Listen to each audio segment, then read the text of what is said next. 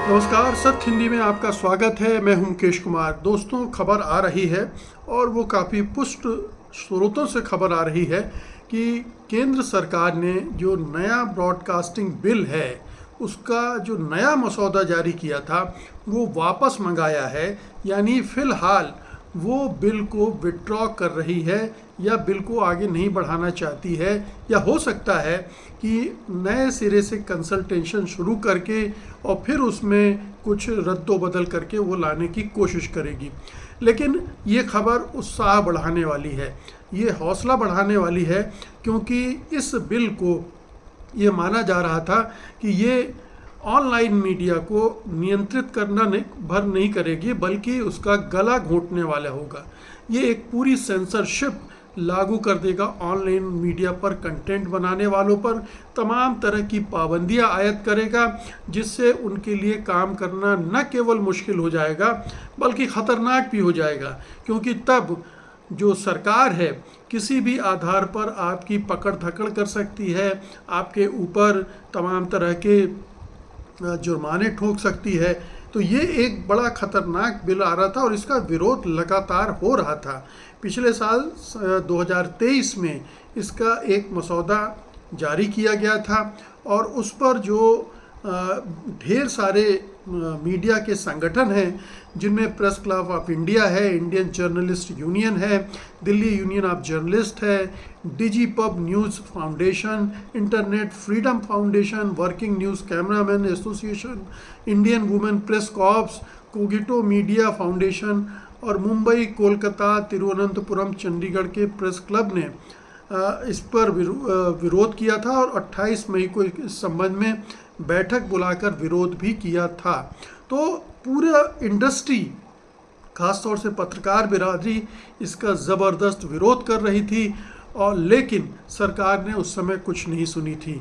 सरकार ने इसलिए नहीं सुनी थी कि वो अपने जो बहुमत था उसके पास, उसके दम पर वो अहंकारपूर्ण रवैया अपना रही थी।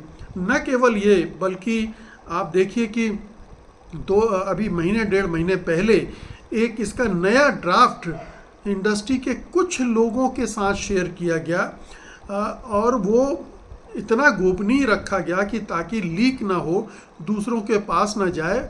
उस ड्राफ्ट की वाटर मार्किंग की गई थी तो लोगों तक ना पहुँचे, कुछ लोग उस पर अपना रिएक्शन दें, फीडबैक दें, ये सरकार कर रही थी चुपचाप। अब उस जो नया ड्राफ्ट है जो 2024 में जारी किया गया था, कुछ स्टेक होल्डर्स को दिया गया था, वो वापस मंगाया है। तो इसका क्या मतलब है, इस पर हम थोड़ी देर में जाएंगे, लेकिन ज़रा बैकग्राउंडर देख लिया जाए इसका कि आखिरकार सरकार के इरादे क्या थे। हम सब जानते हैं कि सरकार ने गोदी मीडिया को पूरी तरह से कंट्रोल में कर लिया है। अब इसीलिए हम उसे गोदी मीडिया भी कहते हैं। जो मेन स्ट्रीम मीडिया है वो उसके इशारों पर चल रहा है, सरकार की मदद करता है, सरकार के साथ खड़ा होता है, सरकार की योजनाओं का, सरकार की नीतियों का समर्थन करता है, और जो भी उसके विपक्ष में होता है, चाहे वो राजनीतिक विपक्ष हो या मीडिया में जो विरोध के स्वर उभरते हैं, उनका विरोध करता है। तो एक ये स्थिति बनी हुई थी। मीडिया पर जो मेन स्ट्रीम मीडिया, उस पर तो कंट्रोल सरकार का था, लेकिन ये जो न्यू यूट्यूबर्स की एक बड़ी बिरादरी खड़ी हो गई थी ऑनलाइन मीडिया की, ट्विटर पर, सोशल मीडिया पर, यूट्यूब पर, इंस्टाग्राम पर, उसने सरकार की नाक में दम कर दिया था। क्योंकि जो खबरें वो दबा रही थी, छिपा रही थी, वो सब यहाँ इन मीडियम में आकर सब लोगों तक पहुंच रही थी। और सरकार जो काम करना चाहती थी दबा छुपा कर, या जो उसका एजेंडा था हिडन भी, और एक जो कहना चाहिए नफ़रत और हिंसा वाला एजेंडा, सांप्रदायिक एजेंडा, पोलराइजेशन वाला एजेंडा, उसका पर्दाफाश हो रहा था। और उस एजेंडे का भी पर्दाफाश हो रहा था जिसमें सरकार और कारपोरेट के बीच में एक जुगलबंदी चल रही है। कुछ राजनीतिक कुछ जो व्यापारिक घराने हैं उनके प्रति जो सरकार की हमदर्दी है, उदारता है, वो सब जग जाहिर हो रही थी।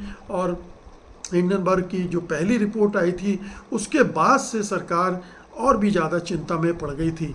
तो एक ख़ास तरह का ये जो माहौल बना था सोशल मीडिया, ऑनलाइन मीडिया का सरकार उसको नियंत्रित करना चाहती थी।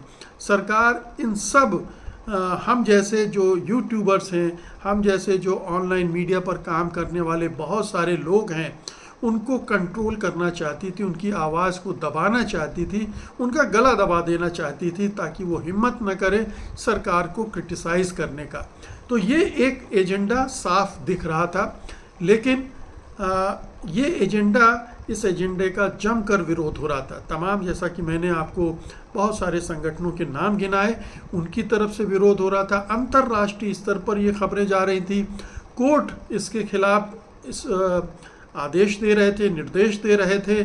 और चूंकि एक नहीं, मैं आपको बता दूं कि जो मीडिया है, सोशल मीडिया, ऑनलाइन मीडिया, उसको कंट्रोल करने के लिए एक बिल नहीं 3 बिल लाए जा रहे थे। पहला तो था प्रसारण सेवा विनियमन विधेयक, और इसके अलावा डिजिटल व्यक्तिगत डेटा संरक्षण अधिनियम, और तीसरा था प्रेस पंजीकरण अधिनियम 2023। तो एक साथ 3 बिल लाकर मुश्कें कसी जा रही थी कि हर तरह से इनको कंट्रोल किया जाए। अब एक बात ये है कि ये जो नया बिल आया था, ये क्यों तैयार किया गया था, ये नया इसमें क्या किया गया था जो जिसकी वजह से इसको अब वापस लेना पड़ा है।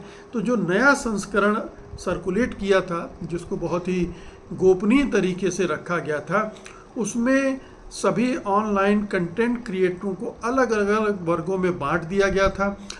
ये एक ऐसा वर्गीकरण है जिसमें यूट्यूब और इंस्टाग्राम पर स्वतंत्र पत्रकारों से लेकर लिंक्डइन पर विचार रखने वाले समाचार पत्र लेखक तक शामिल कर लिए गए थे। ओटीटी प्रसारक और डिजिटल समाचार प्रसारक का वर्गीकरण तो किया ही गया था। तो एक तरह का क्लासिफिकेशन कर दिया गया था और उसको और ज़्यादा जटिल और ख़तरनाक बना दिया गया था कि कैसे डिजिटल मीडिया पर आवाज़ों को रोका जाए। ओटीटी से तो परेशानी थी ही, क्योंकि ओटीटी की में भाषा को लेकर बहुत सारे सवाल उठते रहे हैं, उनके दृश्यों को लेकर सवाल उठते रहे हैं। उस पर लगाम लगाने की कोशिश सरकार करती रही है और काफ़ी हद तक सफल भी रही है। और इधर अब वो यूट्यूबरों को कंट्रोल करने की कोशिश कर रही थी। तो उसने ये चक्कर चलाया था जिसकी वजह से सारा विरोध हो रहा था। तो एक बैकग्राउंड है जो साफ तौर पर सरकार अपने विरोधियों को दबा, सेंसरशिप, इसको संक्षेप में कहें, एक सेंसरशिप लागू करना चाहती थी, अपना कंट्रोल मीडिया पर करना चाहती थी और उसका ज़बरदस्त विरोध हो रहा था। और इस पृष्ठभूमि में ये बिल लाया गया था, उसका विरोध हो रहा था। फिर एक दूसरा उसमें जो नया बिल लाया गया 2024 में, या ड्राफ्ट उसका लाया गया, बिल कहना गलत होगा, उसका ड्राफ्ट लाया गया और उस सर्कुलेट किया गया और अब उसको वापस मांगा गया है। उस पर और विचार करना चाहती है सरकार। बहुत अच्छी बात है कि सरकार दबाव में आई, वो विचार करना चाहती है, इसमें बदलाव करना चाहती है। किसी को एतराज़ इस बात पर नहीं है कि परिस्थितियां बदल गई हैं। जब 1995 में केबल रेगुलेशन एक्ट बना था तब डिजिटल मीडिया था ही नहीं, इंटरनेट का वो जलवा था ही नहीं। तो अब पिछले 25 सालों में, 30 सालों में बहुत बड़ा फ़र्क आया है और हमें नए नियम कानूनों की ज़रूरत है, इससे कोई इनकार नहीं कर सकता है। लेकिन वो नियम कानून किस लिए होंगे, किस मकसद से होंगे, ये सोचने की ज़रूरत ज़रूर है। वो सेंसरशिप के लिए होंगे या जो एक मीडिया एथिक्स है उसके अंदर, उस दायरे में मीडिया अपना काम करे, इसके लिए होंगे। सरकार का इरादा दूसरे तरह का दिखता है। सरकार का इरादा ये दिखता है कि हम जो कह रहे हैं वो सही है और मीडिया को उसी को सही बताना चाहिए। यानी हम दिन को कहें दिन तो आप दिन कहें, और हम रात को रात कहें तो आप भी रात कहें। ये उसका पूरा एजेंडा था और इस एजेंडे के तहत, लेकिन अब क्या हो गया अचानक कि सरकार को अपना इरादा बदलना पड़ा। अगर सरकार 400 पार चली गई होती तो क्या ये वापसी होती? नहीं होती। सरकार मुसीबत में फंस गई है। अब सरकार के पास सदन में बहुमत नहीं है अपने दम पर, बीजेपी के पास, उसे सहयोगी दलों का समर्थन चाहिए होगा, उसे कई जगह विपक्ष का भी समर्थन चाहिए होगा, क्योंकि राज्यसभा में स्थिति बड़ी चैलेंजिंग है। तो इसलिए एक दबाव तो विपक्ष का है, दूसरा दबाव अपने सहयोगी दलों का भी है, और तीसरा दबाव एक मीडिया में सरकार विरोधी माहौल बनने का है, क्योंकि ऑलरेडी सरकार जिस तरह की कोशिशें कर रही है उससे एक माहौल बना हुआ है और उसका असर इस लोकसभा चुनाव में भी दिखा है। अब आप पूछेंगे कि इस बिल में आखिर ऐसा है क्या जहां पर मुश्कें कसने की बात हो रही है या गला घोंटने की बात हो रही है।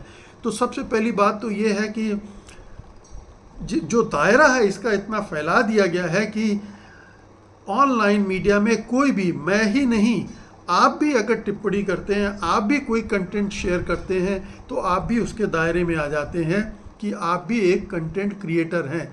तो हर आमो खास इसमें आ जाएगा, यहाँ तक कि ट्विटर, इंस्टाग्राम, यूट्यूब, फेसबुक, ये जितने मीडियम हैं, ये सारे मीडियम, बड़े बड़े प्लेटफॉर्म, वो तो आएंगे ही।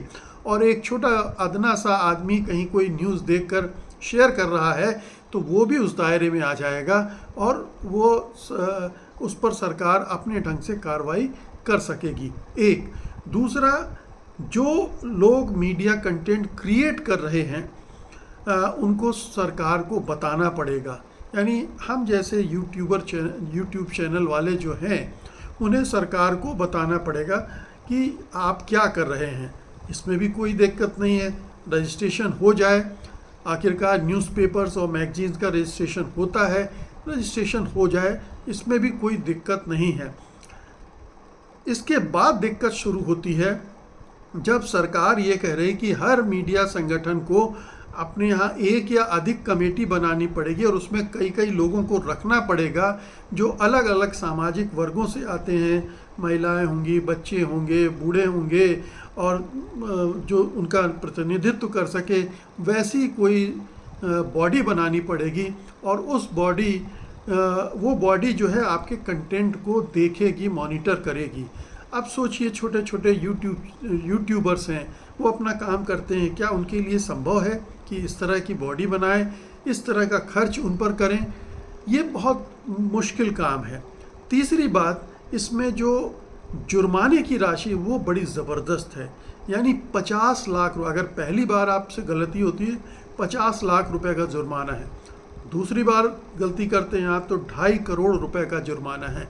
तो हर तरह से आपको डरा कर, धमका कर, आर्थिक रूप से और राजनीतिक रूप से हर तरह से आपको कमज़ोर करने की कोशिश की जा रही है।